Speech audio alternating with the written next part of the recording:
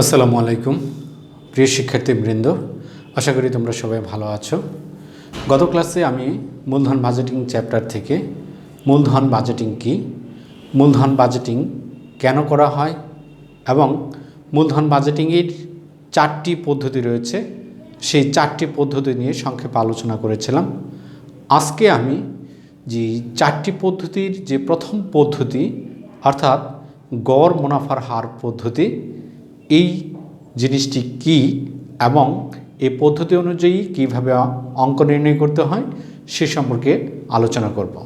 তাহলে শুরুতে আসা যাক, গড় মুনাফার হার কি বা কাকে বলে। গড় কর পরবর্তী নিট মুনাফাকে গড় বিনিয়োগ দ্বারা ভাগ করলে যে আয়ের হার পাওয়া যায় তাকে গড় কর পরবর্তী আয়ের হার বলে, অর্থাৎ ARR বলে। এই ARR নির্ণয়ের জন্য সূত্র রয়েছে, সেই সূত্রের আলোকে আমরা ARR নির্ণয় করে থাকি। এখন এই ARR নির্ণয় করতে গিয়ে একটি উদাহরণ লাগবে, সেই উদাহরণটি আমরা আগে দেখব, দেখার পরে তারপরে নির্ণয় করার চেষ্টা করব। এখানে উদাহরণটি হলো, মিস্টার আসাদ একটি প্রকল্পের জন্য একটি মেশিন ক্রয় করতে চান। মেশিনটি ক্রয় করতে 45,000 টাকা প্রয়োজন হবে। আমরা গত ক্লাসে জেনেছিলাম যে স্থায়ী সম্পত্তি ক্রয় করার জন্য যে টাকাটা ব্যয় করা হয় সেটি হলো এক ধরনের বিনিয়োগ। এখানে মেশিন একটি স্থায়ী সম্পদ, এটি ক্রয় করতে গিয়ে 45,000 টাকা প্রয়োজন। এটি হলো এখানে 45,000 টাকা বিনিয়োগের পরিমাণ। মেশিনটির আয়ুষ্কাল 5 বছর, ধরে নেওয়া হচ্ছে এই মেশিনটি 5 বছর চলবে, তারপরে মেশিনটি আর চলবে না। আয়ুষ শেষে মেশিনটি থেকে 5,000 টাকা ভগ্নাবশেষ মূল্য উদ্ধার করে যাবে। অর্থাৎ 5 বছর মেয়াদ শেষ হলে মেশিনটির মূল্য 5 বছর পরেও যদি বিক্রি করি তাহলে 5,000 টাকা ওখান থেকে পাওয়া যাবে, সেটি বোঝাচ্ছে। মেশিনটি হতে কর পরবর্তী নিট মুনাফা হবে নিম্নরূপ: প্রথম বছরে 10,000 টাকা, দ্বিতীয় বছরে 12,000 টাকা, এইভাবে পঞ্চম বছর পর্যন্ত নিট মুনাফা দেওয়া আছে। নির্ণয় করতে বলেছে গড় মুনাফার হার নির্ণয় করো। এটি নির্ণয় করার জন্য প্রথমে সূত্র লিখতে হবে। সেই সূত্রটি হলো এরকম যে আমরা লিখতে পারি, আমরা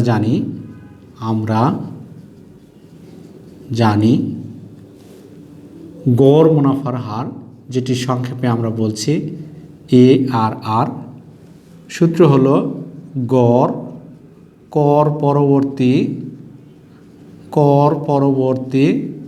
নিট মুনাফা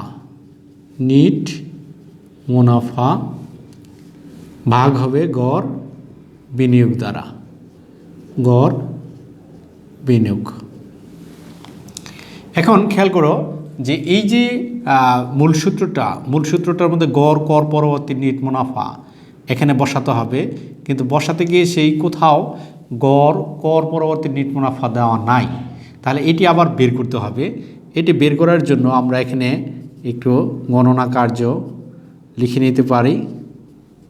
গণনা কার্য তাহলে কি, গড় কর পরবর্তী নিট মুনাফা, এটি বের করার জন্য যে সূত্রটি রয়েছে সেটি হলো মোট কর পরবর্তী নিট মুনাফা আর ভাগ দেব বছর সংখ্যা দ্বারা। এখন মোট কর পরবর্তী মুনাফা, অর্থাৎ এই যে নিট মুনাফা 5 বছরে দেওয়া আছে সেগুলো যোগ করলে মোট পাবো আমরা। তাহলে প্রথম বছরের মুনাফা 10,000, দ্বিতীয় বছরে 12,000, তৃতীয় বছরের 14,000, চতুর্থ বছরের 15,000, পঞ্চম বছরে 20,000। তাহলে 5টা বছর, এই কারণে বছর সংখ্যার ওখানে 5 নেব।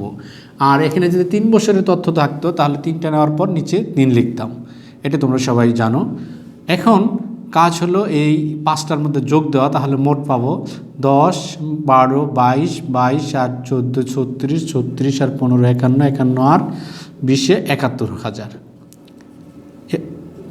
5 এটা ভাগ করলে যে টাকাটা পাবো সেই টাকাটা হবে এরকম 14,200 টাকা। একটা পেলাম সূত্রে বসানোর মতো। গড় কর পরবর্তী নিট মুনাফা পেলাম এখানে কত, 14,200 টাকা। এখন গড় বিনিয়োগ, এই গড় বিনিয়োগ বের করার জন্য একটি সূত্র রয়েছে, সেই সূত্রটি এখন আমরা লিখব। তাহলে এইটুকু মুছে দিচ্ছি। গড় বিনিয়োগ, গড় বিনিয়োগ এটি সূত্র হলো প্রাথমিক বিনিয়োগ, প্রাথমিক বিনিয়োগ প্লাস ভগ্নাবশেষ মূল্য, ভগ্নাবশেষ মূল্য ভাগ এখানে 2। এটি হলো সূত্র। তাহলে এখানে প্রাথমিক বিনিয়োগ, ওই যে বিনিয়োগটি সেটিকে বলছে প্রাথমিক বিনিয়োগ। এখানে 45,000 যোগ ভগ্নাবশেষ মূল্য উল্লেখ আছে 5,000 ভাগ 2। এখন এই 45-এর সঙ্গে 8 যোগ করলে 50, 50-এর সঙ্গে 50,000 2 দিয়ে ভাগ দিলে আসে 25,000 টাকা। তাহলে নিচের অংশটুকু আমরা পেয়েছি 25,000। এই সূত্রের শেষে এখানে যেহেতু হার আছে 100 আছে। এখন এই 14,200-কে 25,000 দ্বারা যদি ভাগ দিই তাহলে একটি রেজাল্ট আসবে। সেই রেজাল্টটা 0.568 গুণন 100, এটার সঙ্গে গুণন 100 দিলে পরে তাহলে আসবে 56.8%। এটি একটি অঙ্ক, গড় মুনাফার হার। এখানে একটি লক্ষণীয় বিষয় যে সূত্রে রয়েছে নিট মুনাফা, আমরা সরাসরি উদ্দীপকে পেয়েছিলাম নেট মুনাফা, যার জন্য আমরা সরাসরি সেগুলো মোট করে গড় করে এইভাবে আমরা করতে পেরেছি। এখন সবসময় যে এইভাবেই উদ্দীপক তৈরি হবে সেটা নাও হতে পারে। উদ্দীপকটি যদি এরকম হয়, মেশিনটি হতে কর পরবর্তী নিট মুনাফা হবে নিম্নরূপ, এটা না হয়ে যদি এরকম ভাষা দেওয়া থাকে সেটি কি, সেটি হতে পারে যে অপচয় ও কর পরবর্তী, অপচয় ও কর পরবর্তী মুনাফা নিম্নরূপ। এই যে এখানে নিট মুনাফা আছে, তাহলে অপচয় ও কর পরবর্তী, অপচয় ও কর পরবর্তী মুনাফা, এটা চেঞ্জ হয়ে যাবে। এখন এটি থাকলে পরে দেখো অপচয় কর পরবর্তী আছে, এখানে এটা থাকলে এখানে আরেকটু থাকবে, সেটি কি করের হার নিম্নরূপ। তার আগে হয়তো থাকবে করের হার, ধরে নিলাম 50%, করের হার 50%। এখন আর সরাসরি এই মুনাফা, এই কর পরবর্তী যে কর পূর্ববর্তী, এখানে পরবর্তী না, কর পূর্ববর্তী মুনাফা হবে নিম্নরূপ। কর পূর্ববর্তী, কর পূর্ববর্তী মুনাফা হবে নিম্নরূপ। তাহলে এখানে কি কাজ করতে হবে, এই মুনাফা থেকে প্রথমে অপচয় বাদ দিতে হবে, তারপর কর বাদ দিতে হবে, তারপরে ফাইনালি আমরা নিট মুনাফা পাবো। সেই নিট মুনাফাকে এই পূর্বের সেই সূত্র দ্বারা কাজ করে তারপরে আমাদের গড় আয়ের হার বের করে নিতে হবে। অর্থাৎ যে প্রথমে যে কাজটা হবে, এই তথ্যগুলোর মধ্যে থেকে দুইটি জিনিস বাদ দিয়ে নিট মুনাফা বের করে নিতে হবে, যেটি পূর্বে সরাসরি দেওয়া ছিল।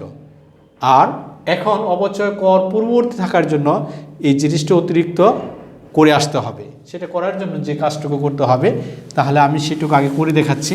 এটি করার জন্য তাহলে কি করতে হবে, এখানে আমরা করতে পারি এরকম যে গড় অপচয়, অপচয় ও কর পূর্ববর্তী মুনাফা। তাহলে বছর 1, বছর 2, বছর 3, বছর 4, বছর 5। অপচয় কর পূর্ববর্তী মুনাফা কত দেওয়া আছে, 10,000, 12,000, 14,000, 15,000, 20,000 এগুলো দেওয়া আছে। এখন এখান থেকে প্রথমে অবচয় বাদ দিতে হবে, অবচয়। এখানে এই অবচয় এখানে বলা নাই, যদি বলা না থাকে তাহলে সরল রৈখিক পদ্ধতিতে অবচয় ধরতে হয়। এই অবচয় বের করার জন্য আবার একটা সূত্র রয়েছে। সরল রৈখিক পদ্ধতিতে অবচয় বের করার সূত্রটা হলো এরকম, সেটি কি, যে প্রাথমিক বিনিয়োগ 45,000 টাকা, এখানে মাইনাস ভগ্নাবশেষ মূল্য 5,000 টাকা ভাগ আয়ুষ্কাল 2। তাহলে 45 থেকে 5 বাদ দিলে এখানে কত, আয়ুষ্কাল হলো 5 বছর, আয়ুষ্কাল মানে মেয়াদ। তাহলে 45 থেকে 5 বাদ দিলে 40কে যদি 5 দ্বারা ভাগ দিই তাহলে 8,000 টাকা। এই 8,000 টাকা অবচয়, তাহলে প্রত্যেক বছরের এই টাকা থেকে 8,000 টাকা করে বিয়োগ হবে অবচয় বাবদ বিয়োগ। এটি সরল রৈখিক পদ্ধতিতে সবসময় বের করতে হয়। এটি গেল। এখন এই যে অবচয়টা বাদ দিলে পরে তাহলে যে বাকি যে অংশটুকু সেটি হলো কর পূর্ববর্তী মুনাফা। এখানে আর অবচয় লিখছি না, কারণ অবচয়টা মাইনাস করেছি। তাহলে এখানে থাকে 2,000, এখানে থাকে 4,000, এখানে থাকে 6,000, এখানে থাকবে 7,000, আর এখানে থাকবে কত, এখানে 12,000। এখন আবার এখান থেকে কি বাদ দেবো, কর বাদ দেবো কয় পার্সেন্ট, 50%। এটার অর্ধেক করে দেবো শুধু 1,000, 2,000, 3,000, 3,500, এখানে 6,000। তাহলে এটি করার পরে এখন যেটা থাকতেছে এটি কি বলছি, নিট মুনাফা। এখানে আর অবচয় নাই, এখানে এখন আর করও নাই। তাহলে নিট মুনাফা, সেই মুনাফাটা হলো কর পরবর্তী নিট মুনাফা পাচ্ছি। এখানে 1,000, এখানে 2,000, এখানে 3,000, এখানে 3,500, এখানে হলো 6,000। এখন দেখো, যে জিনিসটা পূর্বে উদাহরণে দেওয়া ছিল সরাসরি নিট মুনাফা, সেই নিট মুনাফাটাকে এখন আমাদের বের করে নিতে হলো। এখন সেই পূর্বের নিয়মে, একই নিয়মে আবার অঙ্ক করব। কি, সেই পূর্বের একই নিয়মের অঙ্ক করতে গিয়ে শুরুতেই এখন আমরা লিখব, আমরা জানি ARR সমান সমান কি লিখব, গড় কর পরবর্তী মুনাফা গড় বিনিয়োগ ভাগ গড় বিনিয়োগ। এখানে একটি জিনিস খেয়াল করেছ, গড় বিনিয়োগ কিন্তু সে আগের মতোই হচ্ছে, এখানে কোনো চেঞ্জ নাই। সে একই সূত্র দ্বারা আমরা গড় বিনিয়োগ পেয়েছিলাম কত মনে আছে, যে প্রাথমিক বিনিয়োগ প্লাস ভগ্নাবশেষ মূল্য, তাহলে 45 প্লাস ভগ্নাবশেষ 5, 50, 50কে 2 দ্বারা ভাগ দিলে 25। আর কর পরবর্তী মুনাফা, এখন ফিগার চেঞ্জ হয়েছে। এখন কর পরবর্তী মুনাফা হলো মোট কর পরবর্তী মুনাফা, তারপরে কি বছর সংখ্যা, এখানে বছর সংখ্যা 5টা। তাহলে 1,000, 2,000, 3,000, 6,000, 6,000, 9,500, আর এখানে কত আছে, এখানে আছে 6,000। তাহলে 15,500। 15,500কে তুমি যদি 5 বছর দ্বারা যদি ভাগ দাও তাহলে এখানে কত আসবে, 15,500কে 5 বছর দ্বারা ভাগ দিলে পরে এখানে যে ফিগারটা পাবো আমরা সেটি হলো 3,200। 3,200 এই গুণন 100, এটি এখন ভাগ করে 100 দ্বারা গুণ করলে পরে রেজাল্ট পাবো 12.8%। এই হলো আরেকটি অঙ্ক। অর্থাৎ এখানে আমাদের একটি জিনিস খেয়াল করতে হবে যে আমি যে গড় মুনাফার হার নির্ণয় করতে বলেছে সেটা যে করতেছি, সেটি করার সময় খেয়াল করতে হবে সূত্রে তো দেওয়া থাকে কর পরবর্তী মুনাফা। এখন তথ্যে কি দেওয়া আছে, যদি কর পরবর্তী মুনাফা দেওয়া থাকে তাহলে সরাসরি আমি মোট করে তারপরে গড় করে নিয়ে আমি বসিয়ে দেব। আর যদি কর পরবর্তী মুনাফা না থেকে যদি এরকম অবচয় পূর্ববর্তী মুনাফা থাকে তাহলে এখান থেকে প্রথমে অবচয় বাদ দিতে হবে, তারপর কর বাদ দিতে হবে, তারপরে আমরা ফাইনাল পাচ্ছি কর পরবর্তী নেট মুনাফা। সেটাকে তারপরে গড় করে তারপরে সূত্রে বসিয়ে এইভাবে অঙ্ক করতে হবে, তখন কাজটা একটু বড় হয়ে যায়। তো এইভাবে আমরা আরও কাজ করব। এখানে প্রথম অঙ্ক হিসেবে হয়তো তোমাদের 100% ক্লিয়ার হবে না, পরবর্তী অঙ্ক করব। তার আগ পর্যন্ত তোমাদের যে করণীয় সেটি হলো যে আমি যে অঙ্কটি করে দেখালাম আর বইয়ে আরও কিছু উদাহরণ রয়েছে, সেগুলো দেখতে থাকো। পরবর্তী ক্লাসে আরেকটু অঙ্ক দেখাবো, তখন আশা করি যে তোমরা অনেকটাই বুঝে ফেলবে। সে পর্যন্ত তোমরা ভালো থেকো, সুস্থ থাকো। সবাইকে ধন্যবাদ।